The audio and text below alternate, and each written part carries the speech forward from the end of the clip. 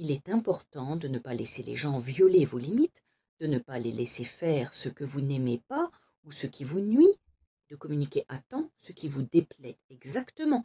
Tout cela est évident. En bref, c'est à moi et tu ne peux pas y toucher. Mais le sujet des limites personnelles ne se limite pas à cela, il est beaucoup plus complexe. Il est extrêmement important de comprendre où se trouve cette limite. L'association la plus courante est une sorte de cercle au sol autour de vous qui ne peut pas être franchi à moins que vous ne le permettiez vous-même. Oui, il existe des études selon lesquelles la zone pour les personnes les plus proches est de 20-30 cm pour les personnes moins proches, environ 1 mètre autour de nous, et ainsi de suite. Mais il est beaucoup plus important que les limites soient notre monde intérieur, pas une ligne sur le sol. Voyons quelles sont les limites. Les limites corporelles sont des lignes invisibles qui séparent notre corps du monde extérieur.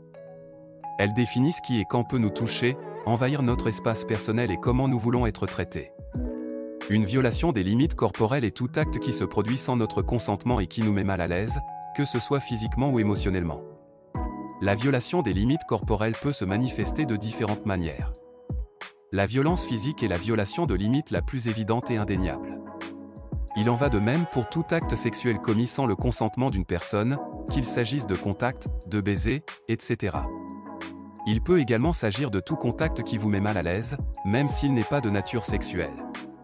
Par exemple, si quelqu'un vous embrasse trop longtemps ou trop fort, vous tape sur l'épaule sans votre permission ou se tient trop près, violant votre espace personnel. Mais même ignorer les besoins physiques est une violation de vos limites. Cela peut se manifester par un manque de sommeil, de nourriture, d'eau ou de température confortable. Par exemple, vous êtes forcé de faire des heures supplémentaires, vous n'avez pas la possibilité de vous reposer ou de manger à temps, ou vous êtes dans une pièce où il fait trop froid ou trop chaud. Et pendant que vous cherchez des excuses pour expliquer pourquoi cela se produit et s'il vaut la peine de discuter de ce problème avec votre patron, vos limites sont violées. Comme vous le savez, nos émotions et nos sentiments sont notre boussole intérieure qui nous aide à nous orienter dans le monde. Mais parfois, cette boussole peut se dérégler si nos limites sont violées. Imaginez que vous êtes une forteresse. Vos émotions et vos sentiments sont les trésors qui sont gardés à l'intérieur. Si les murs de la forteresse sont solides, vous pouvez vivre toutes les émotions calmement en joie, tristesse et colère. Mais si les murs sont détruits, vos trésors peuvent être volés ou endommagés. Parlons des besoins émotionnels fondamentaux, la sécurité. Cela signifie que nous savons que nous pouvons contrôler qui et quand peut entrer dans notre espace personnel.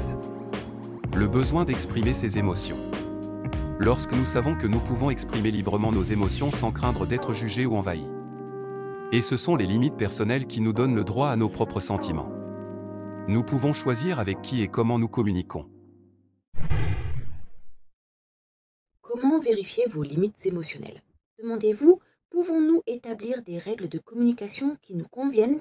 Pouvons-nous parler ouvertement de nos besoins et de nos désirs sans craindre d'être ignorés ou rejetés?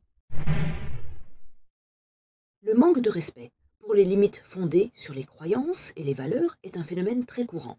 Les gens ne comprennent pas qu'il s'agit d'une limite ou ils ne la considèrent tout simplement pas comme importante. Par conséquent, je vous demande de réfléchir aux limites de vos valeurs et de vos croyances. Il est important de comprendre que chacun a le droit à ses propres croyances et valeurs. Personne n'a le droit d'imposer ses croyances et ses valeurs aux autres. Les choses qui vous appartiennent sont, juridiquement, une propriété privée. Mais en pratique, ce n'est pas toujours le cas. Un collègue a décidé d'utiliser votre ordinateur ou votre sœur a pris votre robe préférée sans demander. Qui n'a pas vécu de telles situations? Imaginez que quelqu'un casse votre tasse préférée, qui est associée à un voyage lointain, et vous dit qu'il ne faut pas être si bouleversé à cause de choses matérielles. Alors que vous ressentez un sentiment de perte, d'amertume, votre sentiment de propriété est violé.